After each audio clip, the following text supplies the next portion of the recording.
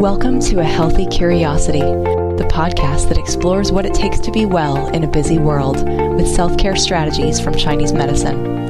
I'm your host, Brodie Welch, here to support you on your journey of health, happiness, and personal evolution.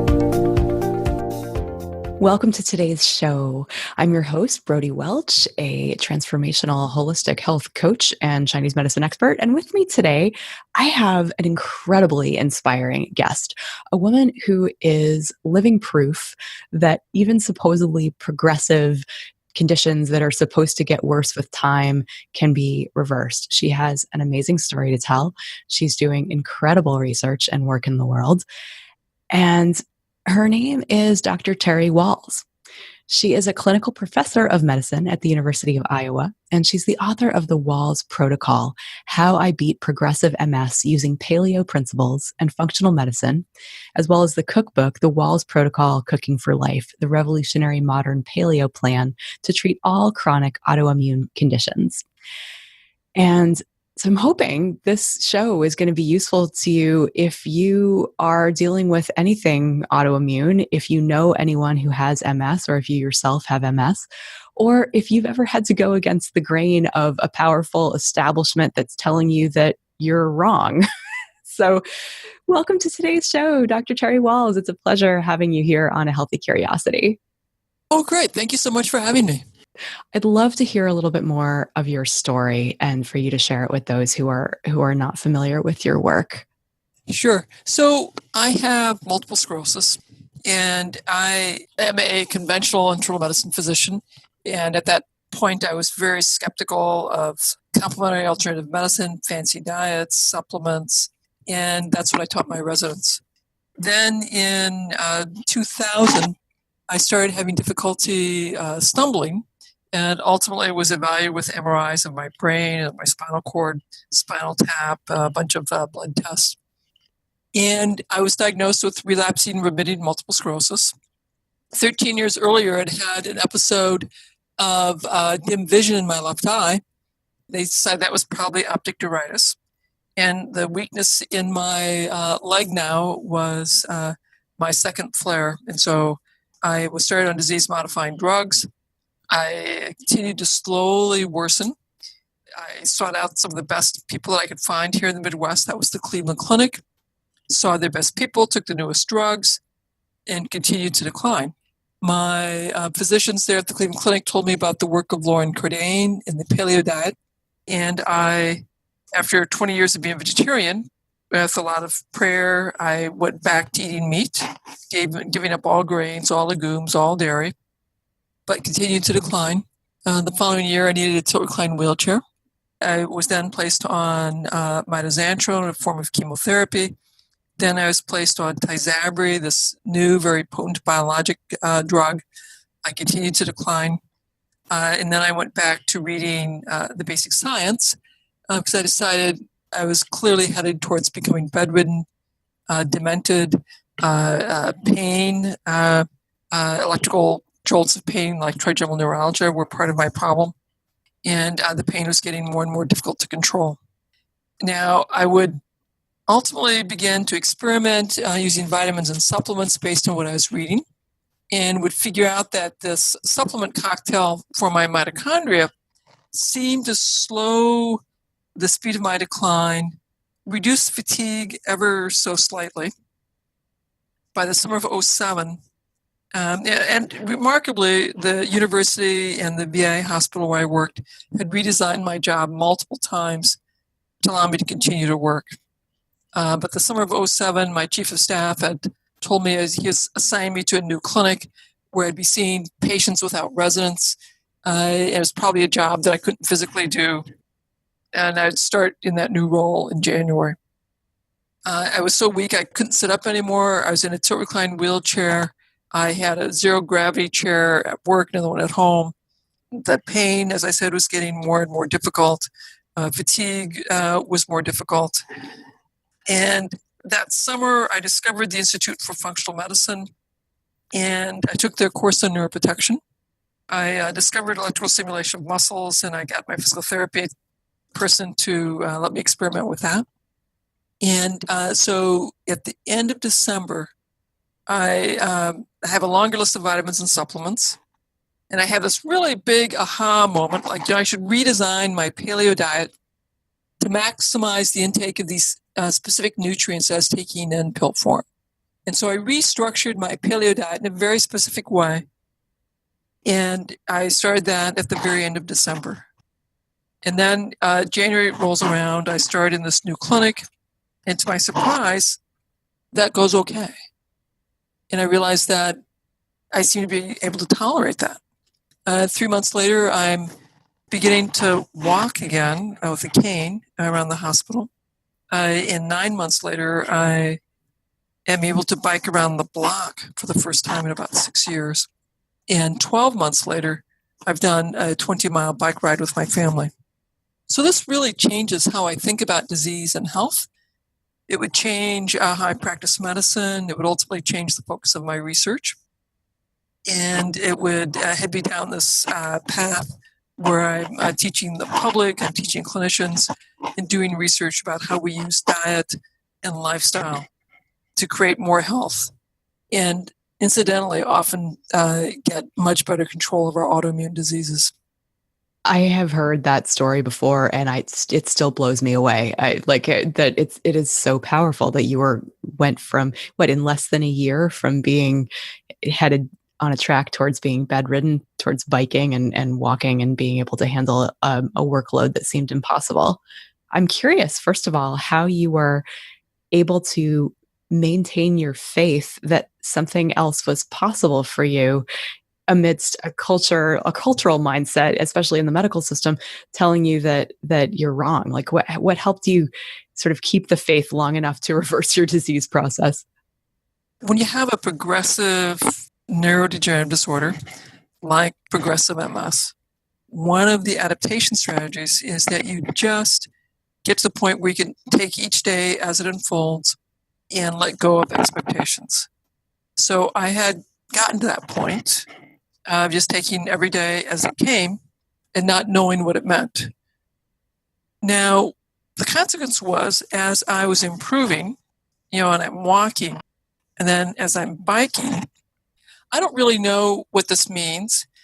And so I hadn't presumed that I was recovering.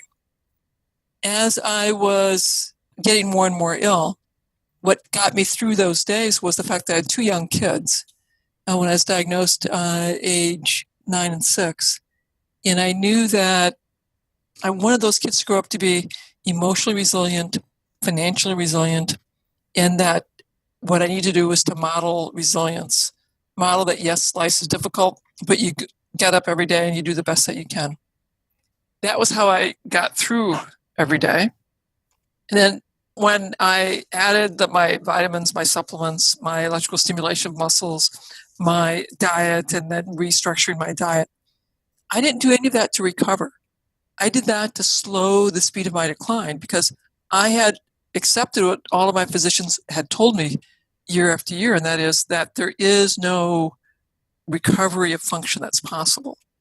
All that you could ever hope for was to slow your decline. So that's all that I was hoping for. And as things were improving, I didn't know what that meant. And so I was still in I'll just take it one day at a time. It wasn't until the day that I rode my bike that I realized, who knew? Clearly the understanding of progressive MS is wrong, in that who knew how much recovery might be possible for me. So I love that as just general advice for any of us, that to not pretend that we know what any of it means and just taking it day by day without assigning a whole lot of meaning to what's happening. Seems like a good strategy for all of us. So you were just going on the how can I basically slow the decline? And you mentioned changing up the paleo diet. I'm curious how you tweaked the paleo diet to evolve into the eating plan that you currently recommend. So, I'd been a vegetarian 20 years, read Cordain's work in as many papers, decided, okay, there's scientific rationale here. So gave up grains, legumes, dairy. So I'm reintroducing meat, still having eggs, vegetables, and I continued to decline. I added vitamins and supplements, I continued to decline, albeit more slowly. When I was much more intentional in terms of what is it that my brain cells need, and a list of originally 16 nutrients I had focused on, then it ultimately has grown to 36. And then sort of doing some research as to where do I get these nutrients in the food supply. And so at first I just had these long lists of things I knew I needed to eat. Now I teach people in a way to remember this more easily. This is a very vegetable heavy diet. It's sort of like a combination of a paleo diet and a Mediterranean diet in that, but it's really structured around the brain. So 3 cups of green leafy vegetables, 3 cups of cabbage family, onion family, mushroom family vegetables, and 3 cups of deeply pigmented vegetables like beets, carrots, peppers, or berries. And then grass-fed meat, wild fish, organ meat. Although in my clinical practice, because I took care of so many folks who are living on food stamps with very limited financial means, they're just doing the best that they can. And so they were unlikely to be having organic, grass-fed, wild-caught meat and fish. But in my process, as I got more and more attuned to diet being key, I really started paying a lot more attention to diet quality. And as I said, green sulfur color, more organ meat. I also took out eggs. Eggs are a very, very common source of food allergens that people don't recognize. You said greens, sulfur, color? Correct. Those being the 3 main categories that you talked about. Right. Yeah, great. And I think very clear, it's greens, as in the color, green leafy, not grain, yes, as in wheat. Yes, an important distinction for sure. Tell us a little bit more about brain health and what we need to think about in terms of preserving it. Well, our children, the thinking speed, memory, recall appears to peak around age 12. And then after age 12, it would appear that the efficiency and effectiveness of our brain cells steadily decline. We compensate with experience, and we can accelerate or slow the rate of decline based on diet and lifestyle choices. On a molecular basis, we know that there's some big drivers in terms of high levels of inflammation, storage of toxic compounds, and evidence of mitochondria not working very well and too much oxidative stress. And then probably the fourth area of concern would be an infection that's not adequately controlled. We think of these mental health and neurologic diseases as all being very distinct. And, in terms of how I diagnose them as a physician, they are distinct. And yet, if we look at the molecular processes, there's considerable overlap in terms of inflammation being a big driver, infection being a driver, toxins being a driver, mitochondria efficiency and oxidative stress being a driver. So if we teach people how to address those 4 root causes by optimizing their diet and lifestyle, we can often slow the speed of decline and improve brain function, which can lead to fewer symptoms, mental health symptoms, fewer neurologic symptoms, less rapid aging, relative youthening, better scholastic performance for our children and our young people. This episode is brought to you by the coaching branch of BrodieWelch.com. If you are interested in getting off of your plateau, I have 3 opportunities for you. One is to join a community of like-minded people who similarly want to get more calm, more confident, be in the bodies that they love, show up differently in the world, and start really living from their truth. My Level Up community starts again in January, and if you're interested, you can head to BrodieWelch.com, Level Up page, and apply. Also, There's room in the Mexico retreat in February for a few more people. So if you could use a retreat that gets you connected to yourself, as well as giving you tons of self-care tools for your toolbox going forward, check that out as well. And 3, I'm opening up time in my schedule for a handful of the right one-on-one clients for coaching for people who are interested in getting off their plateau with kind of a combination of both health coaching and life coaching from a Chinese medicine framework. So again, all the self-care tools and empowerment, support, accountability that you could get in a group, but with some more personalized recommendations from me. And if you're interested, head to brodiewelch.com, go to the Level Up page and apply to have a conversation with me, and we'll see if it's a good fit. Now back to the show. Great. So those factors, again, I think probably most people can wrap their heads around getting to the root of an infection, and probably people understand what it means to take down inflammation, but perhaps not not to overlook things like food allergies that could be a source of inflammation.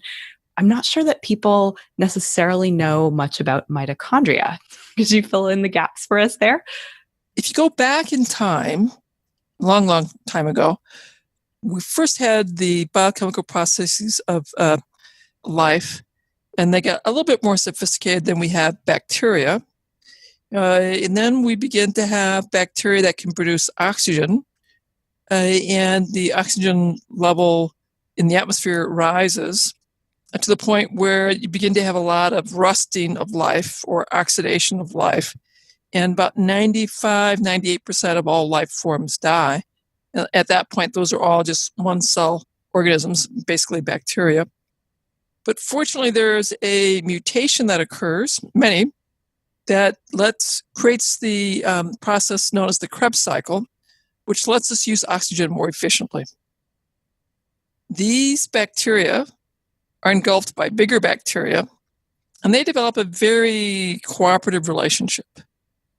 And so this is the beginning of mitochondria that help cells become more efficient, and they specialize. You can develop multicellular organisms and organs, and eventually animals, and eventually mammals and primates and us. But all of us have these ancient bacteria, which are really our mitochondria, that help utilize oxygen more effectively and create the cellular chemical energy, adenosine triphosphate, or ATP, more effectively. And so what you want to do is to have that ancient bacteria, that ancient mitochondria in your cells working as efficiently as possible to generate the chemical energy that our cells will use to run all of the biochemical steps that life requires. Great. And so what do our mitochondria appreciate? Well, if you can think back to biology class, you sort of remember there's these little kidney bean shapes with a lot of squiggly lines in the middle. The squiggle lines in the outside are membranes, and all of the chemical reactions happen in the membrane. Membranes are really fat wrappers, so the mitochondria need some healthy fats, like avocados, grass-fed fat, olive oil, flax oil, salmon, be great sources of the fat that is needed. And then many of the steps involved in the generation of energy involve the whole B vitamin family. So that's very helpful. And many of these cofactors are minerals, zinc, magnesium being two very important minerals. And then the heavy metals like lead, mercury, arsenic, cadmium are poisons to the mitochondria. So you have to be thoughtful that you have sufficient minerals that are nutrients like magnesium and zinc, so you don't get poisoned by these toxic heavy metals. Is this something that we need to be detoxing our bodies regularly to get rid of heavy metals? Because I know they could potentially be something that we're exposed to. Is it important to get them out of our bodies? It's certainly very important to get them out of your bodies. And we become very vulnerable to lead, mercury, cadmium, arsenic. If we don't have enough magnesium and zinc, we don't have enough iodine, because what our body will do is then substitute these other toxic metals for the reactions that they would normally use these nutrient metals for. And unfortunately, for many of us, the mineral content of our food has steadily diminished. And that's in part because farming is using more chemical fertilizers as opposed to crop rotation and nitrogen fixation, things like alfalfa and legumes, soybeans, which increase the soil fertility. So our agricultural practices have been steadily depleting the mineral content. And then we add to that a lot of Roundup, which is a chelator, binds up those minerals. It further compromises our ability to get minerals out of our food. So that seems to be an argument for eating organic food if possible. If you can afford it, absolutely. Yeah, if you can afford it. And because it's hard for a plant to have minerals in it if it wasn't in the soil to begin with. And if it's being obstructed by the addition of Roundup, something like that. I'm also very fond of encouraging people to take Epsom salts baths, Dead Sea salt baths, to increase the mineral content, because you'll absorb some of those minerals through your skin. Oh, I love that you mentioned that. Such an excellent thing. So basically, we're going to be less likely to, or that there's a protective effect of these minerals like zinc, magnesium, that can prevent the harmful ones from impacting us in a negative way. And you mentioned the importance of some good sources of fat that are going to be useful as well. What makes a fat bad? What makes it like not a good thing? Fats that require a solvent to extract them, I think that's harmful because you don't want to have any of those trace solvents. So you want to have fat that has been minimally processed, so cold pressed extra virgin, that would be helpful.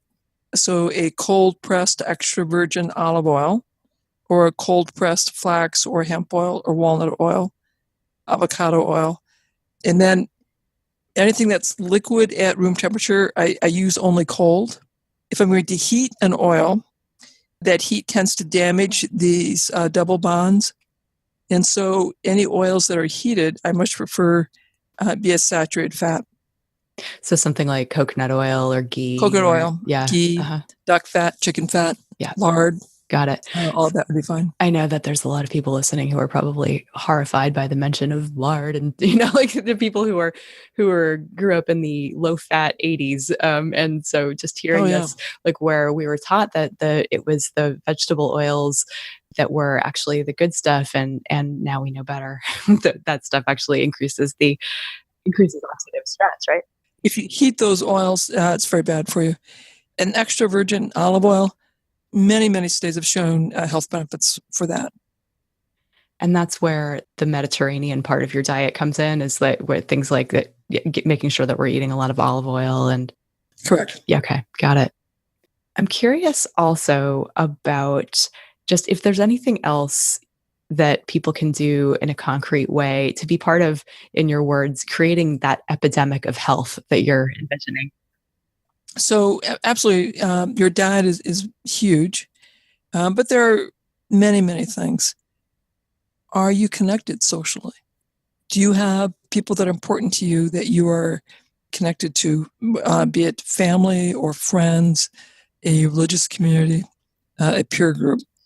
People who are isolated or lonely have increased inflammation, higher cortisol levels, and worse health outcomes. Do you understand the meaning of your life? Is there a purpose? Are you giving back to your community in some way or not? Is there a stress-reducing practice? What is your physical activity level? What are you doing for detox strategies? There are many different interventions that you can begin to pick up. I love that you're mentioning things like connection and purpose and contribution, because it's so key. And I know that we've talked about this on the show a few times about how, for women, it's like it can be as much of a risk factor for adverse health as smoking to be isolated. So being connected, being in community, we're social creatures as mammals, and that we do need each Yes. other. And in our society, we can tend to be really atomized and scattered and disconnected.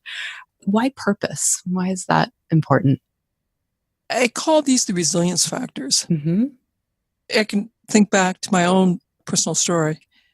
As I was getting more and more disabled, struggling more and more with uncontrolled pain, being willing to continue to stay the course really is much easier if there is the purpose for me, my kids. I knew my young children were watching what I was doing every day. And was I going to model giving up when things got difficult? Or was I going to model that yes, life is difficult, but you carry on as best you can? Was I going to complain every day? Or was I going to just say, yep, but there are things to be joyful about in today? Was I going to enjoy that I could still sit down and read with my kids, help them memorize the lines for their play, help them with their math facts, or was I just going to complain bitterly? You're always making a choice. And you could choose to look to the most dismal aspect of your life or joyful aspects of your life. Absolutely. And that's the world that we choose to live in. It's what we choose to focus on, where we choose to put our attention. My most favorite and most inspirational teacher of Chinese medicine always talks about getting the patient attached to what's right with their life and not what's wrong. And that, that's lovely. And amplifying, like we have a saying in Chinese medicine, which is that rooting for the righteous qi. So even if someone's undergoing a regimen of chemotherapy or something that's really harsh on the body, that there's always something we can do to root for the righteous qi. Yes. The vital life force, and to help amplify that. And again, from a Chinese medicine perspective, the idea of purpose, that's kidney system. The idea of contribution, like you were speaking to, that's liver. The idea of connection is going to be spleen. Earth element. Joy is going to be heart, and that's the seat of the consciousness and the seat of emotions. And the metal element is about living your values. And so really it's like all those things are there. And then you also mentioned, obviously, stress reduction or stress management, being able to get a handle on how you're dealing with the day to day, and being able to really role model your values, because we all have that capacity. No matter what we're dealing with, we can always choose to be in alignment as much as we can in that moment. Yes. There is one more thing I'm curious about, and that is that you went from literally being banned to brilliant in your professional circle, right? You were criticized by your colleagues, and then you went on to win the Linus Pauling Award. You changed the conversation around MS that we're having at a national level. You've created this protocol that so many people are turning to. And I think personally that there's a lot of aspects of our culture that need changing, and particularly the listeners to this show will be familiar with my rant about embodying self-respect, especially as women, right? That there's cultural expectations for us to overdo and overserve and overwork in order to feel like we're worthy. And that I think part of how we change the culture is by doing what we can on an individual level to embody, like, how would we treat ourselves if we were just worthy without doing a thing, right? If we could just do the things in our daily lives that make us happy, that amplify our strength, that help us live our purpose and contribute. But I'm curious for you, what you think. Like, first of all, like what helped turn the tide? How can we maybe apply that lesson to changing the culture on other levels? I mean, for me, a couple of things. I've always been a little socially awkward, oblivious, so that's helpful in that the criticism mostly I'm able to ignore because I mostly don't see it. It's a strength. That's great. So that worked out very well for me. And I also felt really, this immense gratitude for getting my life back. And then, so I'm changing how I practice. My chair of medicine calls me in and gives me the job of writing up a case report, which I do. And then he calls me back and says, you really ought to do this little clinical study, a safety study, feasibility, see what happens if others do this. And I say, well, that's not the kind of research that I do. And he goes, well, he would get me the mentors to do that. And it was a matter of some of my colleagues here at the university who saw this as very important. They called me in, gave me the job, and I said, well, okay, I'll do that. I did that next job. And then they gave me another one. And all the while, yes, I'm being absolutely criticized. But, I do my research. And if people challenge me, I would come back with my scientific papers to explain this is what I'm doing and why, and win them over. And I'm being criticized. I do our little research, and we're presenting our pilot data, and I have these amazing videos, and people are like, wow, this is a very impressive work. So there's a certain level of perseverance, a certain level of finding mentors to help you along that way. And you have to be comfortable enough in yourself to not let what other people think of you bother you. Such words of wisdom. I really appreciate that. If anyone out there is interested in working with you or learning more about your work, what would you have them do? Obviously, I'd want them to pick up my book, The Wahls Protocol, and the cookbook. They should go to my website, terrywahls.com. If you do terrywahls.com/diet, we have a beautiful one-page handout that you can put in your refrigerator that sort of explains the diet and gets you organized. And that's very helpful. Then on the website, we have some links to a variety of resources to help people implement and sustain the diet, or if they want to work with me, learn more about how to do that. We have that on the resources tab as well. Wonderful. And all of those links will be in the show notes. Dr. Terry Wahls, thank you so much for joining me today for this conversation. You're very welcome. Thank you. Thanks for listening today. For more episodes of A Healthy Curiosity, you can visit the iTunes store. If you appreciated today's show, please leave us a review. This helps other people to find the podcast. You could also head to BrodieWelch.com, where you can find free self-care resources, learn more about Chinese medicine, and let me know what you'd like to hear about on future episodes. I'd love to hear from you. Till next time, be good to yourself.